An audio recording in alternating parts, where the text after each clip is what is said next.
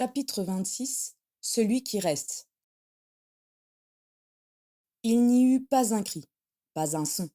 Druella Black, qui, depuis des années, s'était effacée jusqu'à la transparence, passant de pièce en pièce sans émettre d'autre bruit que de discrets gémissements, venait, dans un éclair fulgurant d'énergie, de saisir sa vie à pleine main pour la fracasser au beau milieu de cette journée déjà abominable.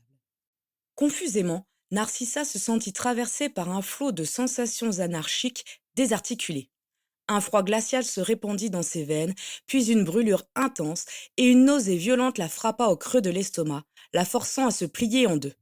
Ses genoux ployèrent, elle s'affaissa lentement sur le plancher, s'assit sur le sol et appuya sa tête contre le métal froid des barreaux de la rampe d'escalier. Dans son esprit, aucune forme de réflexion n'était possible.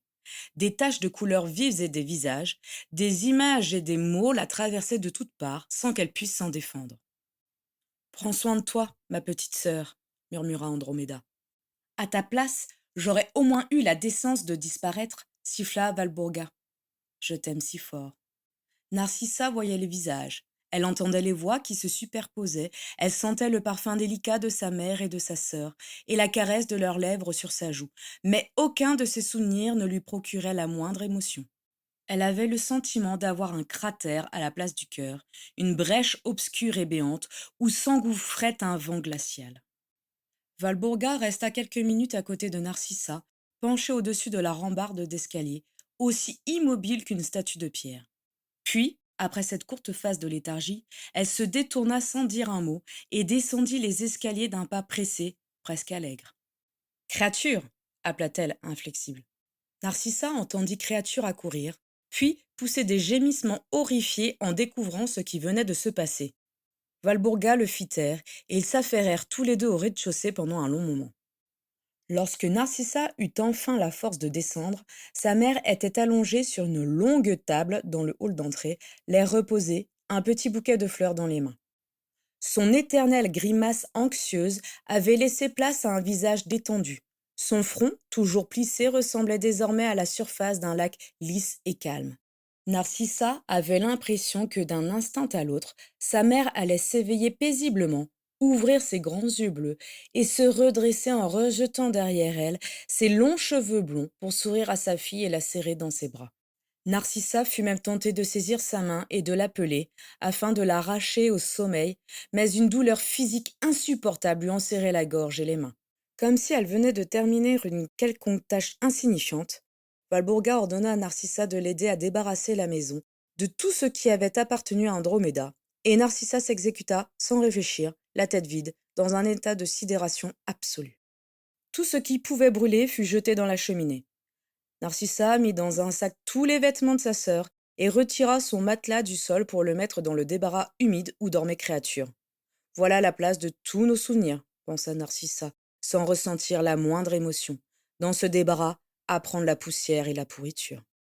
Valbourga revêtit sa grande cape de velours noir, son chapeau tout aussi noir, et lui dit avec le ton qu'elle employait avec Créature. Continue à faire le ménage, je vais chercher ton père. Puis elle claqua la porte.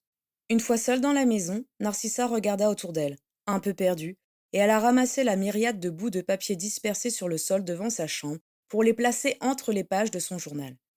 Avec la même intention, elle récupéra la robe bleu nuit brodée de feuilles d'argent qu'Androméda avait portée la veille et la cacha au milieu de ses propres vêtements. Puis, en attendant que le reste de sa famille arrive, elle s'assit sur le lit d'Androméda, duquel elle avait changé les draps, mais le vide qui remplissait la chambre était trop vertigineux. Elle descendit donc et s'installa près de sa mère, mais ce sentiment de vide la suivit jusqu'à son chevet. Narcissa essaya de se rappeler leurs moments de bonheur et de complicité, mais ses pensées déviaient invariablement vers ce choc sourd et violent qui avait retenti dans la cage d'escalier à peine une heure auparavant, et qui semblait avoir englouti tout ce qui l'avait précédé. Elle chercha désespérément dans sa mémoire une image douce qui puisse représenter sa mère, mais la seule image qui lui venait était ce corps inerte au bas de l'escalier. Pour y remédier, elle relut les premiers mots qu'elle avait inscrits dans son journal, dans l'espoir d'y retrouver quelques heureux souvenirs. Mais de sa mère, Narcissa ne retrouva que des mots brusquement abandonnés de tout leur sens.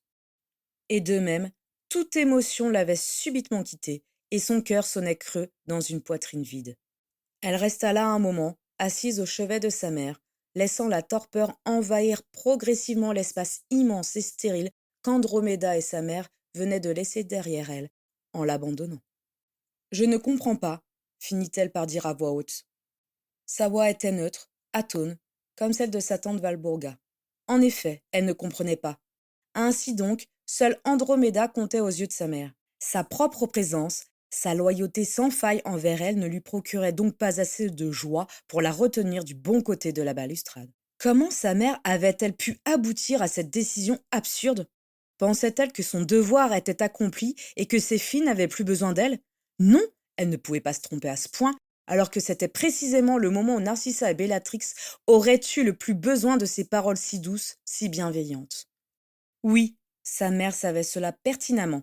Narcissa en était persuadée, et pourtant, elle avait malgré tout décidé de mettre un terme à son existence. Comment avait-elle pu leur faire une chose pareille? Était-elle arrivée à un état d'épuisement si avancé qu'elle s'était trouvée incapable de surmonter cette énième épreuve? Et à propos, que dirait Androméda en apprenant la nouvelle? Narcissa n'avait pas la force d'y penser. Un flot continu de visiteurs interrompit bientôt ses ruminations. Bellatrix arriva en premier, et en voyant leur mère, elle se mit à trembler comme une feuille sous son châle noir et déchiré, les yeux exorbités sous ses paupières lourdes, et se jeta dans les bras de Narcissa, sans réussir à prononcer le moindre mot. Machinalement, Narcissa l'entoura de ses bras et passa une main dans son dos, afin d'apaiser sa respiration saccadée. Cygnus Black arriva ensuite, sans force, son torse compact vidé de toute puissance. Il s'assit lentement sur la chaise que Narcissa lui cédait et prononça ces mots, dont Narcissa avait pourtant remué ciel et terre pour éviter qu'ils ne sortent un jour de sa bouche. Comment? Dit-il effaré. Mais comment mes filles peuvent-elles me causer autant de malheur? En entendant ceci, Bellatrix se crispa et renforça encore davantage son étreinte autour de Narcissa, qui fut obligée de la repousser doucement pour ne pas étouffer. Puis, ce fut au tour d'Orion de faire son entrée dans la maison. Narcissa fut surprise de constater que ses yeux étaient humides et bouffis. Il se plaça à leur côté en reniflant bruyamment et en retirant sa cape avec de grands gestes superflus. Pauvre femme, déclara-t-il hargneusement.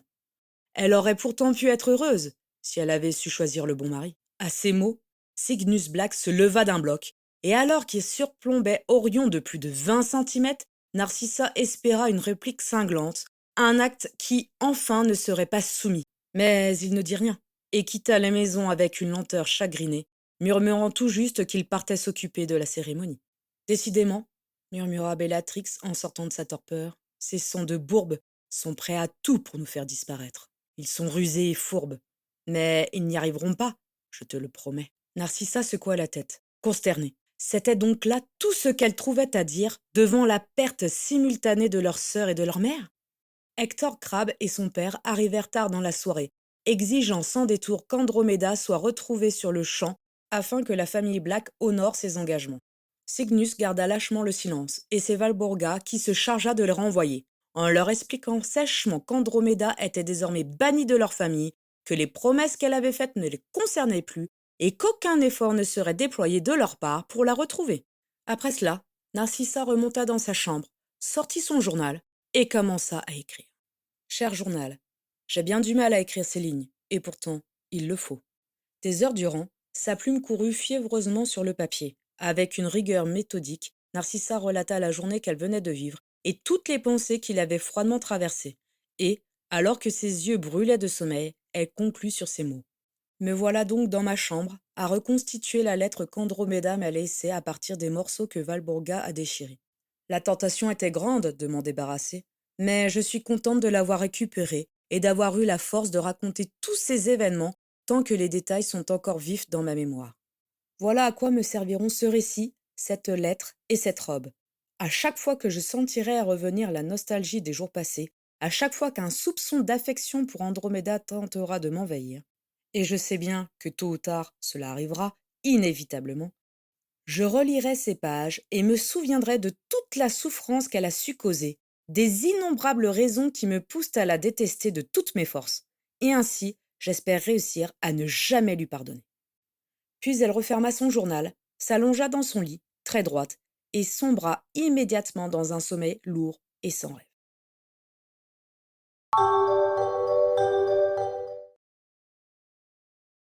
L'enterrement de Druella Black eut lieu 2 jours plus tard, dans la partie magique du cimetière de Londres.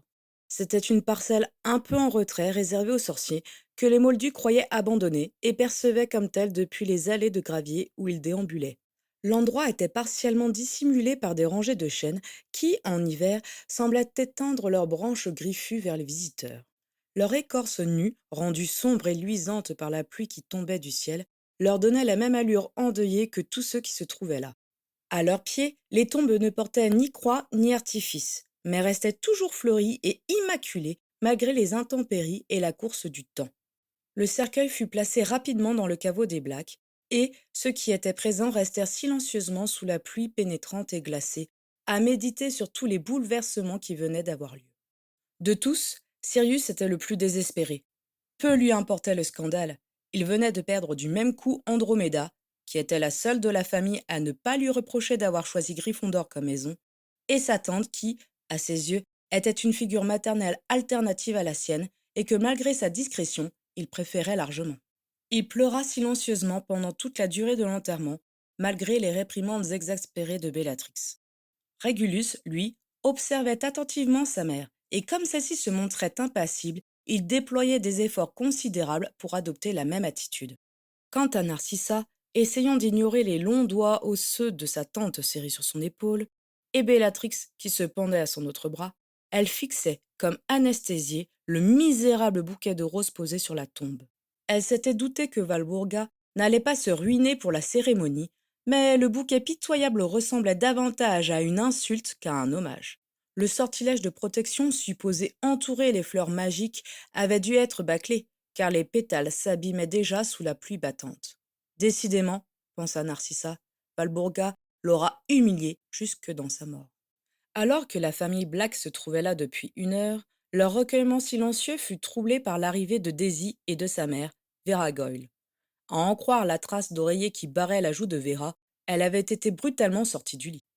Tu m'as donné la mauvaise date, murmura Vera en regardant Valbourga avec mépris. Heureusement, Théodora Nott m'a fait chercher. Ta rancœur n'a donc aucune limite, Valbourga, et toi, tu n'as aucune décence. Celle-ci n'accorda pas un regard à Vera et leur tourna le dos. Partons, Régulus, dit Valbourga sans se retourner. Régulus la regarda s'éloigner, hésita à la suivre, interrogea silencieusement Narcissa, Daisy et Bellatrix, mais celles-ci ne lui donnèrent aucune réponse, et il suivit sa mère, en trottinant. Vera et Désir vinrent enlacer Bellatrix et Narcissa. Celle-ci essaya de leur exprimer de la reconnaissance, mais elle ne se sentait même pas triste, seulement vide de bonheur et de toute autre forme d'émotion. Elle remarqua, indifférente, que les Gold étaient bien plus émus qu'elle. Daisy versa quelques larmes, ce que Narcissa n'avait pas encore fait depuis le terrible événement. Quant à Vera, Narcissa voyait bien qu'elle essayait de paraître forte afin de mieux la soutenir, mais ses mains tremblaient terriblement, ses yeux verts étaient délavés par le chagrin, et sa respiration devenait saccadée quand elle regardait le trou où se trouvait le cercueil de son amie d'enfance. Demain, je la couvrirai de fleurs, promit Vera. Malgré tout, sa voix restait douce et claire. Narcissa hocha la tête. Elle n'arrivait pas à sourire, ni à pleurer. Elle resta ainsi 1 heure durant à regarder Vera fixer la tombe avec intensité, visiblement perdue dans de lointains souvenirs. Quelqu'un t'attend dehors, Sissi, lui souffla gentiment Daisy alors qu'elle s'apprêtait à partir. Et en effet, en sortant du cimetière, Narcissa découvrit une agréable surprise.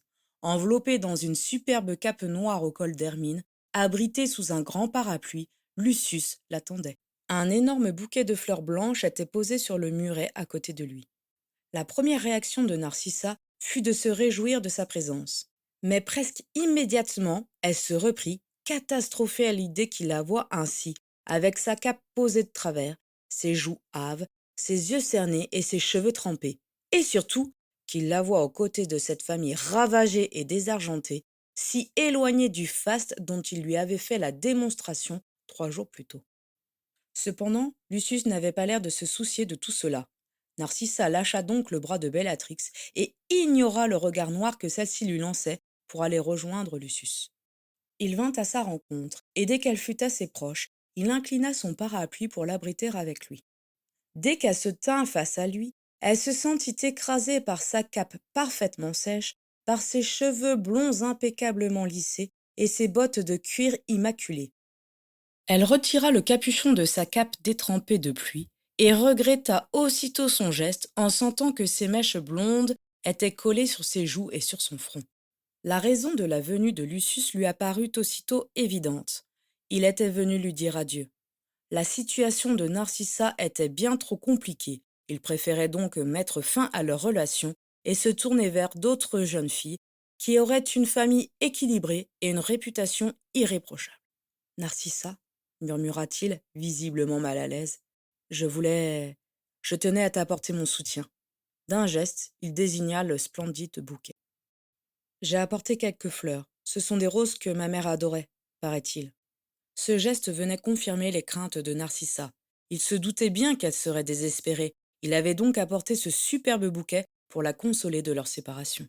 C'est gentil de ta part, répondit Narcissa d'une voix étranglée. Elles sont splendides.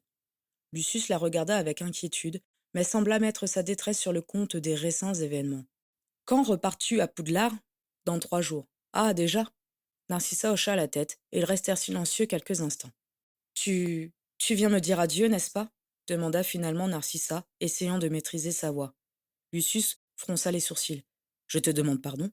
Eh bien, ma famille vient d'éclater en morceaux. Il y aura des rumeurs à propos de nous, de moi. Tu préfères sans doute choisir une autre fiancée qui te causera moins de soucis, dit Narcissa en sentant que sa voix s'éraillait. Mais contre toute attente, Lucius prit un air sincèrement stupéfait et éclata de rire. Ah, Narcissa, tu dois avoir une bien piètre opinion de moi pour penser que je serais capable de faire une chose pareille, dit-il. Il prit délicatement sa main gelée entre ses doigts gantés de cuir et lui sourit avec tendresse. Tu crois vraiment que c'est pour la renommée de la famille Black que je m'intéresse à toi? Pour être franc, ce serait vexant pour nous deux. La famille Black est une famille respectable, bien sûr, comme tant d'autres. Mais tu l'as bien vu, en ce qui concerne la fortune et la gloire, j'en ai déjà plus que nécessaire. Franchement, entre nous, contrairement à ce qu'on raconte, la famille Black, même à son apogée, n'est jamais arrivée à la cheville des Malfoy. Non, au contraire, je t'assure que je suis d'autant plus admiratif à ton égard, et je continue à me demander comment quelqu'un d'aussi extraordinaire a pu se construire au milieu d'une pareille zizanie. Et puis, si tu n'as pas changé d'avis, et que malgré les circonstances, tu es toujours d'accord pour ce dont nous avons parlé l'autre jour, tu n'auras pas à te soucier des médisances. Je les ferai taire d'un claquement de doigts. Au fur et à mesure que Lucius parlait, Narcissa sentit un immense soulagement se frayer un chemin jusqu'à son cœur. Elle essaya de lui sourire, mais avec ce soulagement affluèrent tous les sentiments qu'elle avait si sévèrement refoulés depuis plusieurs jours. La colère, bien sûr, la culpabilité également, mais surtout un chagrin inexprimable, une douleur dévorante, qui profita de ce relâchement pour déferler en elle avec une violence surprenante. Tu sais, ajouta pensivement Lucius, quand j'y pense, je suis sûre que ma mère t'aurait apprécié. Alors que ses yeux se remplissaient de larmes de façon incontrôlée, Narcissa éclata de rire et sa voix se brisa. Lucius, vraiment, tu es ridicule. En guise de réponse, Lucius ouvrit très légèrement les bras, et cela suffit à Narcissa pour s'y engouffrer et se blottir contre lui avec reconnaissance. Elle s'y sentit enfin en sécurité, ainsi bercée par la joie résonance du parapluie, alors que le reste de sa famille s'éloignait. Et, alors qu'elle n'avait pas versé la moindre larme depuis le départ de sa mère et de sa sœur, ses traits se crispèrent, et elle s'autorisa enfin à pleurer, d'abord tout doucement, puis de plus en plus fort. Et elle sanglota longuement, laissant ses larmes rouler sur la poitrine de Lucius, tandis qu'il caressait délicatement ses joues et ses cheveux trempés. Voilà au moins quelqu'un, pensa Narcissa au bout d'un long moment, alors qu'elle sentait une chaleur réconfortante envahir son fort intérieur, qui ne me procura jamais ni chagrin ni déshonneur.